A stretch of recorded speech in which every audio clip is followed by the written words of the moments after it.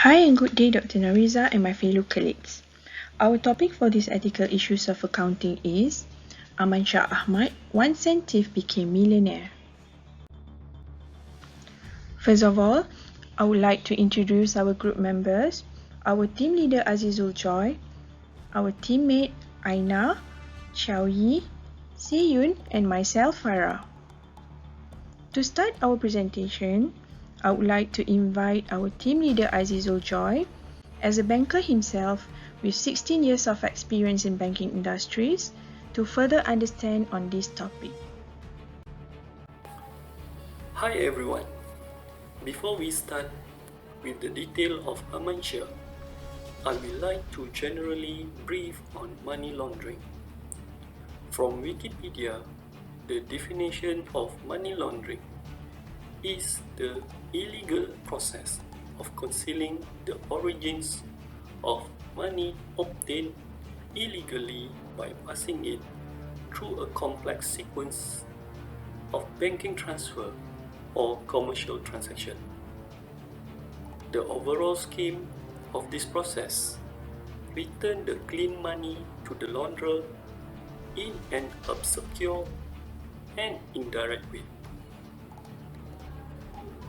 To relate the money laundering and the studies made by our team, we found that Aman Shah has purchased a few luxury assets from the money earned by his illegal activities and wrongdoings, which will further explain by our team members.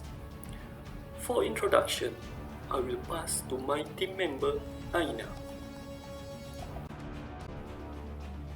According to study report made by Gita Krishna and Leo Desmond Poynton in Fraud in Internet Banking, a Malaysian legal perspective, Aman Shah bin Ahmad case was one of the earliest cases of using a computer to commit criminal breach of trust. The accused was charged for 7 offences under Sections 408 for transferring property in the total amount of 4.01 million. It began when 25-year-old Aman Shah, who was graduated in account from ITM working at Hock Hua Bank along Jalan Raja Laut in KL as a young executive in 1990. His crime was exposed when TV3 talk show Sekapu Siri invited him to the program and he agreed to go. The TV shows were talking on his expensive hobby, which was luxury cars, and he had 6 of it. His former manager at Hock Hua Bank watched the episode and he felt suspicious about Aman's lifestyle, who earned 1,800 per month but can live in luxury life. So the following day, he did some audit and he was shocked by what he discovered. 4.1 million disappeared from the bank customer's account. The manager lodged a police report at Campbell Police Station on 8 June 1990. How did these things happen? He went to the training for Sistem Pemindahan Elektronik untuk Dana and Security, which is paid. After that, he leads the department to manage the customer account. And then he found the weak point of the system, which he highlighted to the management, but no action taken from the management. Then he used the weaknesses of the system to execute his illegal transaction. The police said that he performed his operation by transferring the sum of money from Hock Hua Bank's account to his bank account after breaking the security code. He was then charged with 4 allegations of cheating sum up to 4 million from Hock Hua Bank.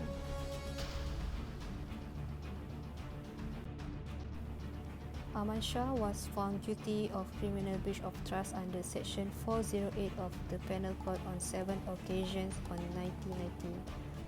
All the transactions were made from January 1990 to March 1990. From record, Aman Shah had misappropriated 4 transactions on March 1990. The additional charges are abuse of power of 3 transactions on January 1990. For the fraud triangle analysis of Aman Shah case, the opportunity, he knew the speed system very well and the weak point as well. Furthermore, the internal audit of Hock Hua Bank was poor at that time. For pressure, It was reported in newspaper that Aman Shah loved luxury cars and this is pressure he had to commit the fraud. For rationalization, he believed only he knew the system very well, and since he is the one who managed the customer's account, it will be less possibility for anyone to know he's fraudulent.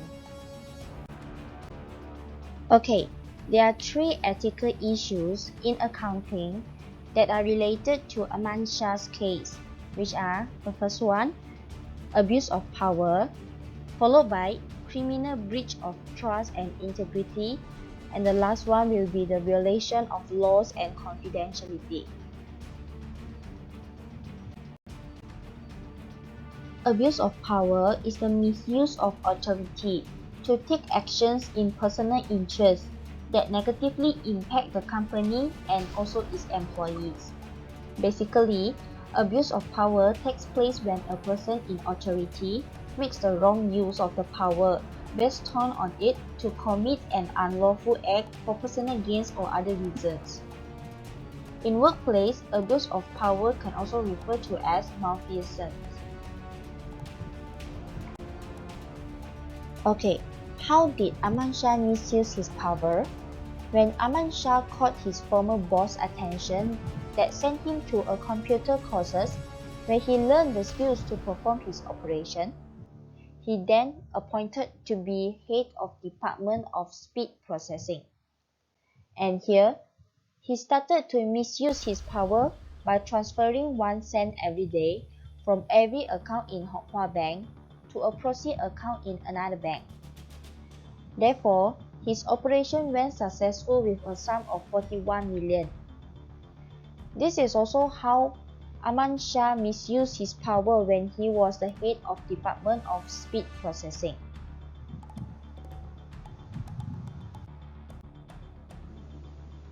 Criminal breach of trust.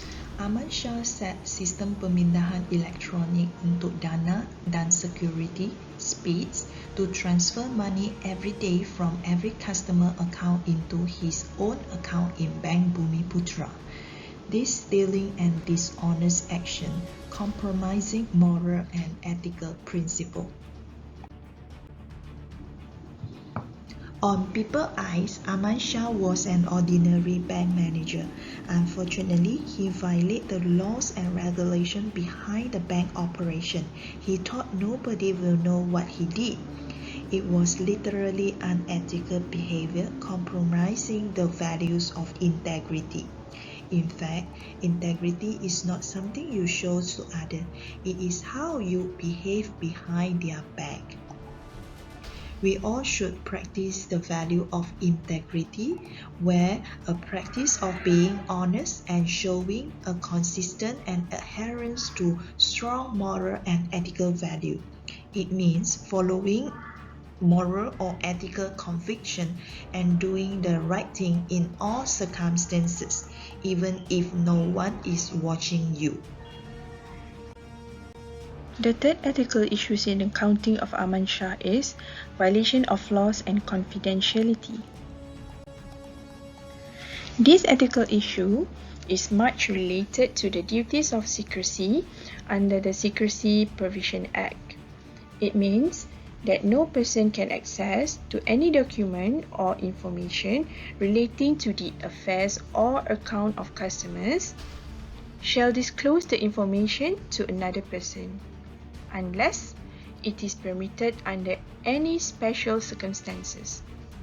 This can be clearly related to Aman Shah, who has caught to have illegally transferred 3 million from customers' account to his personal account and then spent it on his luxury cars.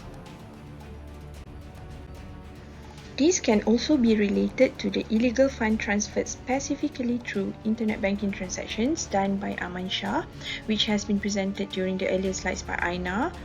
On criminal breach of trust under Section 408 on 7 occasions that Aman Shah had misappropriated back in year 1990. As a bank employee, it would be easy for Aman to gain access to the bank's client accounts and also to program a computer and to run off each customer's account down to the nearest cent. and then transfer a minimum of 1 cent in each such calculation to his account. Then, the transferred amount will be seen as a tidy daily income in Aman's account. Moral of the story: introduce high standard of code of ethics. As a conclusion, moral of the story to combat the Aman Shah fraud cases is by introduce high standard code of ethics, regardless of any position you are in the bank. As employee in the banking industry, have to maintain by building strong culture of professionalism, integrity and ethics. This policy will help the employee to understand acceptable and unacceptable behavior, what is right and wrong in the way how to operate the banking industry. Code of ethics will provide the framework for the decision making and guides of business conduct. The bank should incorporate these core ethical values into their action to assist how in doing what is right and protect the reputation of the bank. The bank can set the code of ethics by using the 6 key principles. Firstly, compliant. Comply with all the relevant policies, procedures, rules, and regulations. Secondly, responsible. Manage the conflict of interest with honesty and integrity. Disclose actual and potential any fraud, conflict by others. Thirdly, ethical. Practice the high standard of honesty and integrity in everything. Fourth, accurate. Ensure completeness and accuracy of the financial record. Ensure adherence to the record management policy. Fifth, trustworthy.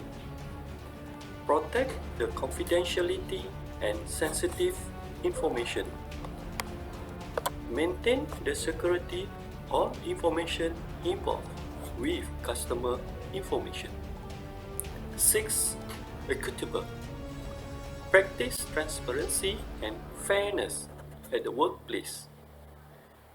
Treat everyone with dignity and respect. Thank you, Dr. Noriza and all. And now I open up for any questions. Thank you.